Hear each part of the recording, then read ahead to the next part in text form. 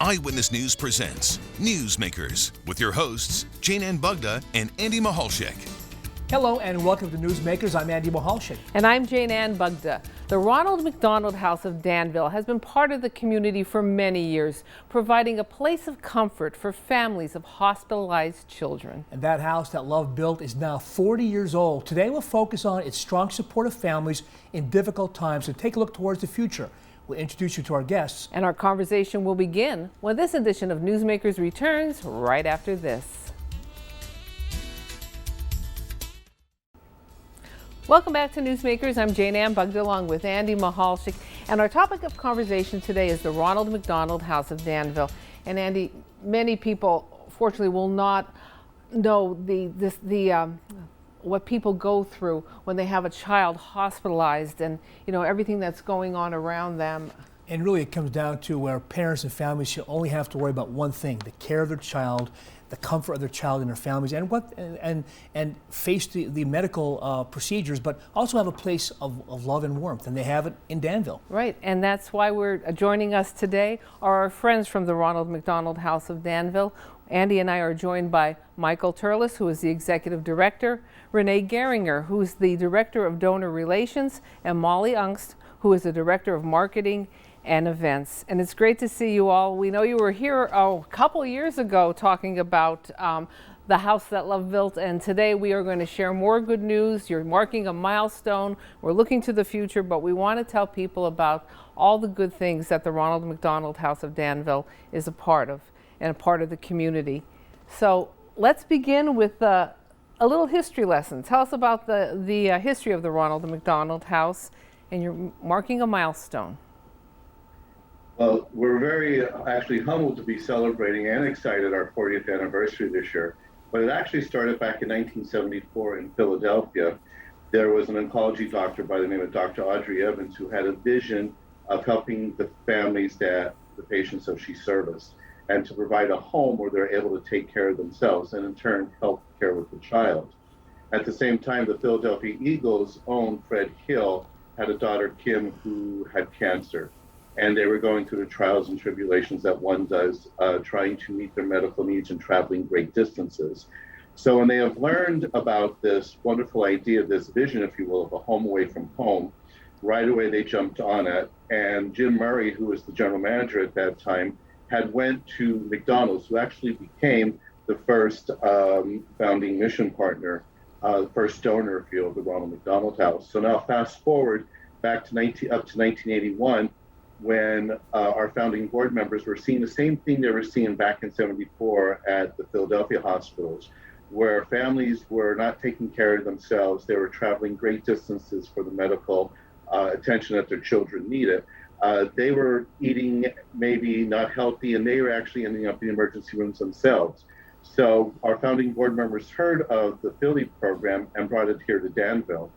Fast forward a few more years later, in 1983, when protocols were changing and children had a much greater outlook who were dealing with cancer, but yet all they knew was, you know, in and out of clinics and medical terminology. So once again, our founding board members rose to the challenge and created Camp Dose, which is a safe and outdoor experience for children with cancer.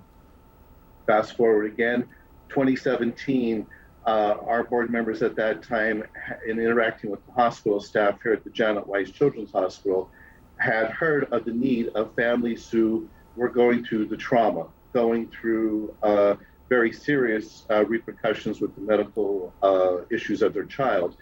And they did, even though we're right across the parking lot, they did not want to even leave the bedside of the child to be just 10 minutes away.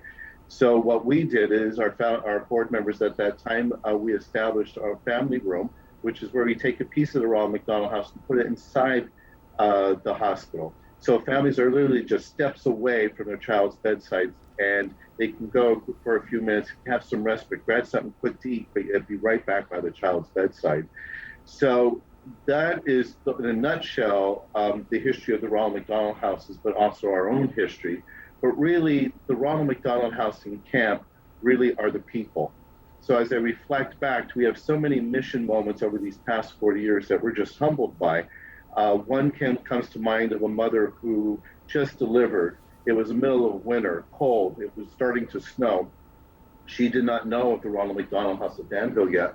And she was planning on sleeping in her car just to be next to her child until one of the nurses said, well, they made a referral for you at the Ronald McDonald House. It's right across the parking lot. Or another grandmother who, when she talked to me, her face just lit up because her child had spent such a great time, her grandchild, excuse me, had spent such a great time at camp, and her grandchild won crazy hat contest that day. Or it's the dad who came to the family room and whose child was going through very serious operation. And he asked the volunteer there when he went in if they would just bow their head in a moment of silence and send all good thoughts to their child. And that same dad came back several hours later to hug that volunteer because their child came out and came through that very serious surgery. So we have 40 years of those wonderful mission moments that we are so humbled for. And that is that mom, that grandmother, that dad, those are the real Ronald McDonald House in Camp Stone's families. And who is eligible? What kind of criteria do people have to meet to be eligible to use the Ronald McDonald House? It's actually pediatric families from age birth through age 21, but they have to be treated in the pediatric services. And we branch out to all illnesses. Our main priority is pediatric oncology. Then we branch out to eye, ears, nose, and throat, respiratory, heart condition. So we see all different types of medical needs here in our organization. And for families who stay there, what is available to them? We have a virtual tour we want to show you. So take us through the house a little bit. Show us around. So our house is have all the comforts of home. So picture your house, but maybe a little bit larger. We have 19 guest rooms. 2 of our guest rooms are actually what we call efficiency apartments. They're a little bit bigger, and we reserve those for our oncology families. But we have a very large living room area. We have a beautiful sunroom area that overlooks our wonderful outdoor playground. We have a dining room that can accommodate up to about 28 people at one time. We have a very spacious kitchen area. We actually have 3 different kitchen stations in our kitchen area, so very large area for people or groups to come in and prepare meals, or families to prepare meals at the same time. We have a fully stocked laundry room. We have 2 TV rooms, one upstairs and one downstairs for our families to utilize. We have a great indoor playroom for the kids and the young at heart. So we just have all those comforts of home. We really try to make it a place just like your home for families to utilize when they're going through such an unspeakable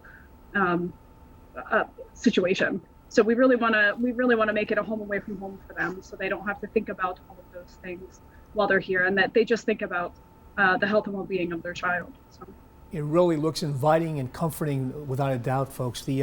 How has the COVID-19 pandemic, of course, impacted what you folks can do at the Ronald McDonald House or the McDonald Family Room? What kind of precautions do you take, and how has it really been a factor? I can't even imagine. That, like everyone else in the world these last 2 years, it's been a day-to-day change. We have struggled with providing the best possible service we can to our families, because once again, we're a home-like environment, and we're known for being the coping mechanism that the families that help them deal with their child's illness. So with social distancing and trying to implement safety protocols and cleaning protocols, it's been a challenge. We have still remained to our core mission of providing a home away from home for families members with ill children, but now we had to do it at a distance. So what we did is, instead of having them all come into a communal dining room and a communal kitchen, we had taken the additional expense and rented microwaves and refrigeration units and put them in each of the guest rooms. We had developed shopping lists that the families fill out daily and bring them to the front office and put them in a slot, and then our staff would package those and do contactless deliveries. So I mean, our staff now could really work at any grocery store. We knock on the family's door and leave the boxes out in the hall for them. making sure everything is thoroughly clean. We're masked, we're maintaining social distance, but yet still trying to keep in contact with our families. So we developed, different ways. We would do phone calls to their rooms. We would do note cards, just little cheery note cards saying, we're thinking of you. If you need anything, we're still at the front desk. Just anything we could do to add that personal touch for the families. We had to stop, tours of the house. We had to stop, put a halt on our volunteer program. So our staff has been working diligently ever since COVID has started, filling in those volunteer positions. And, our volunteers are amazing individuals. And it gave us a new insight to all that our volunteers do for us. And we're so grateful for them. And we're preparing a plan where we can safely start to implement volunteers back. But really, it's just been a day-to-day, like every other organization, just trying to find different, unique ways to provide a safe environment, but yet still keep that home-like environment.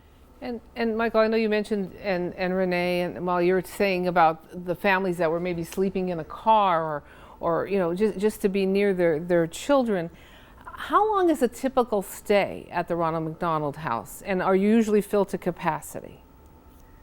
Yes, during non-COVID times, a lot of our rooms were filled very frequently. During COVID times, because we do have to do a vetting process, our rooms are not filled to capacity yet because we don't have all our rooms open yet. Just because we're working through an opening framework. We have 15 out of the 19 rooms opened as of yet. But an average stay, that's funny you say that, and I don't smile at disrespect, but I smile because there's really no such thing as an average stay for our families. Our families can stay anywhere from 1 month or 1 night, up to several months without going home. They're traveling great distances. So we have families not only from our own county, but from other states, from other countries. But if you're looking for an average, I would say on an average about 7 days, but there is no such thing as an average stay for the families. It's whatever and however we can support them while their child receives the so desperately needed medical care at the Janet Weiss Children's Hospital. They do an amazing job at the hospital for these children. And how is this paid for? Is there a cost associated with that, and how is that handled for the families? So there is no fee to stay here at the house. There is a suggested donation, but no one is ever turned away if they're unable to make any kind of contribution or any kind of donation. So the suggested nightly donation is $15 a night. But like I said, no one has ever, it's just a suggestion, no one has ever turned away. But thanks to those in our community, thanks to our family of donors that we've had for 40 plus years, we're able to have the programs that we have and the house that we have and the services that we have for the families in need. And we are so grateful for everybody's support over these last 40 years. We hope that can only continue the next 40 years. But in addition to that, we also, we write grants and we have a number of fundraisers throughout the year to keep the house going. And Renee, if I can, I'm sorry, Jayne. Go ahead. Talk about the donors if you can. I'm sure people are watching this out there. And, many families are blessed not to have a child in a hospital, but there are so many out there maybe in some very dark times, challenging times. What can donors do? What can people do, businesses do, if they see this? Or, they've heard about Ronald McDonald House for sure, but sometimes out of sight, out of mind. What can they do if they want to make a donation or help out financially? Sure, yeah. The easiest way to make a donation is actually to visit our website. It's www.rmhdanville.org. And right there on our website, you can make a safe and secure donation online. Any amount is greatly appreciated. Like I said, we are so grateful for all of our donors that we have had. New donors, our existing donors. We have donors that have been with us 30, 40 years. So we are so grateful for everyone's support. And I know when you check out your Facebook page and your website, we see a lot of people that hold personal fundraisers for the Ronald McDonald House. How can someone get involved that way? We have various fundraising events throughout the year. We're planning our first one for 2022, so we're hopeful that we can have those events here in the new year. We also have a lot of third-party fundraisers. and groups and families, like you mentioned, that fundraise for us. So we're very grateful for their support and for all of our community partners. So you can stay up to date with different fundraisers that we're having or upcoming events on our website or on Facebook, or reach out to myself or Renee or Mike or any of us here at the house, and we can, help guide you if you have an idea or something in mind. And we have linked your website up to our website at pahomepage.com under the Newsmakers link, so you can see all of the work that they're doing, the fundraisers, and the people that are involved in the Ronald McDonald House. And I know when we were talking about the house, we also mentioned briefly the family room, which is a little bit different than the Ronald McDonald House. So tell us a little bit about the family room. The family room is actually one of our newest services that we started. It was constructed back in 2017, and Mike touched on it very briefly there in the opening, but it is a piece of the Ronald McDonald House in the hospital setting. So it's actually located in the Janet Wise Children's Hospital. It is literally steps away from your child's bedside. It's actually right down the hall from the PICU. It's a one floor above the NICU, so it's very centrally located for our families in need. And most of the families that would use this area are families that cannot or will not leave their child's bedside, that they're in a very critical situation at the hospital. But the room, it's a 1,200 square foot room, and it offers all the comforts of the Ronald McDonald House in that setting. So there's a kitchenette area to get something to eat. There's a living room area to rest and relax. There's a quiet room. There's a small sleep room area, and then also attached to it is 2 sleep rooms with a full restroom and shower for those families that just need to catch a couple of hours of sleep and need to freshen up. Because again, a lot of times families might be coming in at maybe 2 or 3 o'clock in the morning. Maybe they've followed life flight in, or they followed an ambulance in, something traumatic has happened, and they'll spend hours, days next to their child's bedside. And our hope is that their situation improves enough that we can get them then over here to the house and stay at the house for as long as they need. But that family room is that piece of the Ronald McDonald House right there in the hospital setting. So we're blessed to have opened that. That will be celebrating 5 years in 2022. It's amazing how quickly that time went by, but it's such a great resource that we're able to provide the families at the hospital. And just that area, the family home and the Ronald McDonald House itself, for families to be able to recharge and regroup and just get their thoughts together without having to worry about driving to a hotel or driving home, that's got to be priceless. How are the McDonald's restaurants involved? What role do they play in this operation, this service, if any? Well, the McDonald's actually is our founding mission partner, if you will, our first donor to the family room, to the Ronald McDonald House overall program. And they have really set the bar, set the example for other organizations and businesses to be involved. They have provided opportunities for owner-operators to sit on our board of directors of the different houses, to have their staff volunteer, to have their staff do fundraisers within the restaurants, and actually even to invite their customers to drop their coins in the box, which then are sent to the houses. But just like any organization, the Ronald McDonald House cannot be supported by one company. It really takes the community to help financially and through volunteer support to support a Ronald McDonald House. But they really did set the example for every other business and organization to show them how to help a Ronald McDonald House. And what we're going to do is we're going to take a quick break, and when we come back, we're going to talk more about how people can get involved through volunteer efforts and talk a little bit about your wish list. You are watching Newsmakers, and we're found on PAHomepage.com. We're under the Newsmakers link, and we are a proud recipient of 3 Pennsylvania Association of Broadcasting Awards for Excellence in Public Affairs Programming and a Keystone State Award for Talk Show. We'll be back right after this.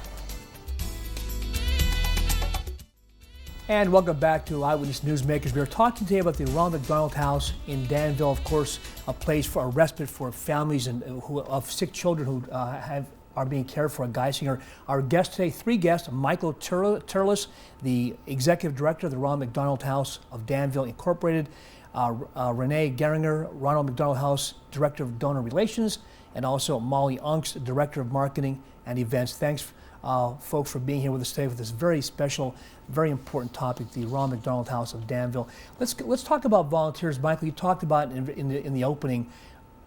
What can people do if they want to volunteer, and how important are they to this operation, this service?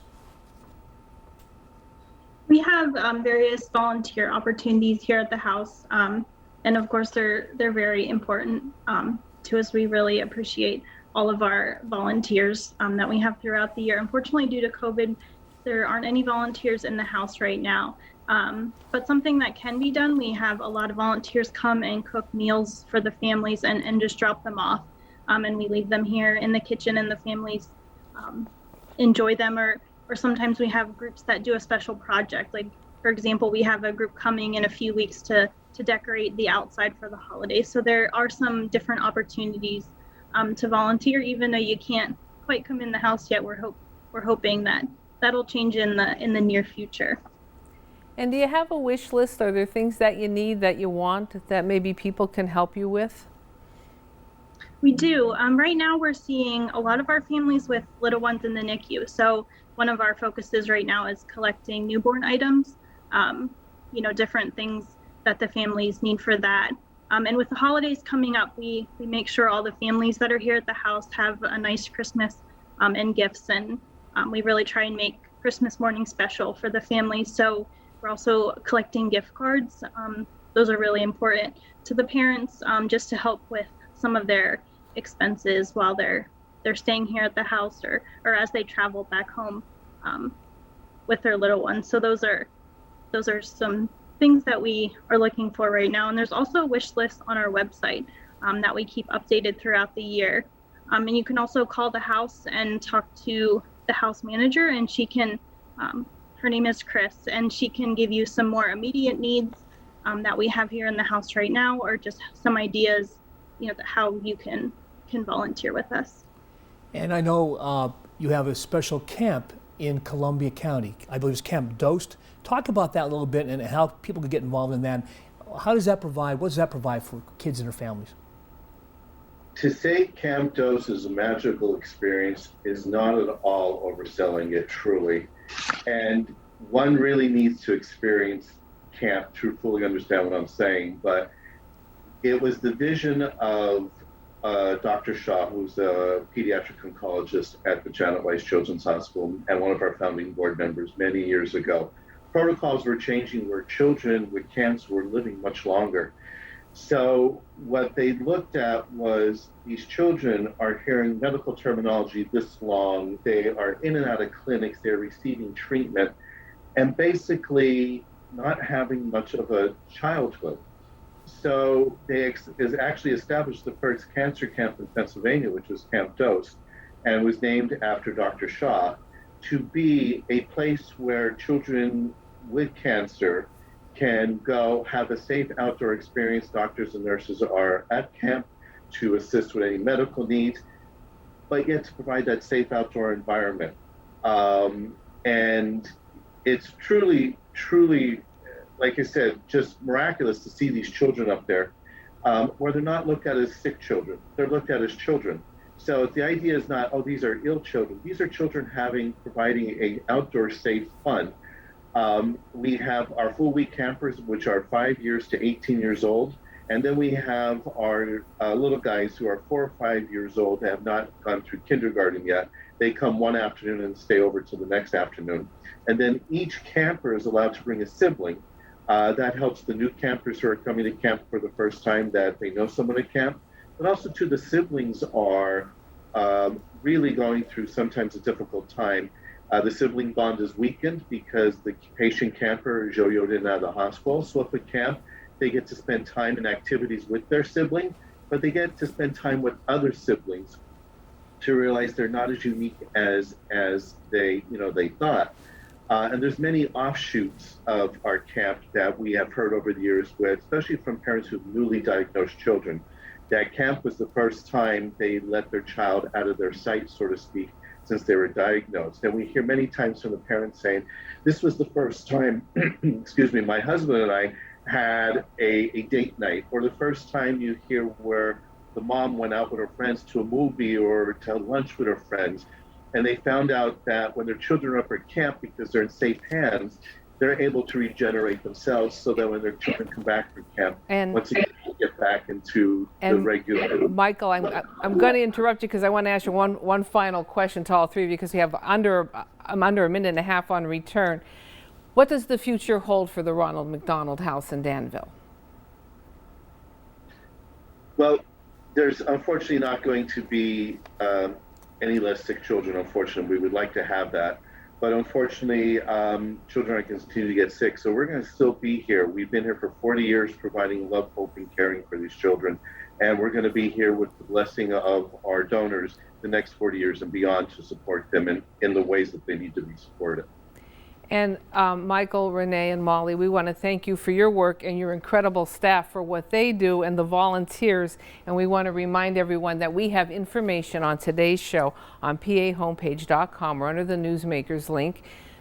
Thank you for what you do, and thank you for joining us today. Thank you.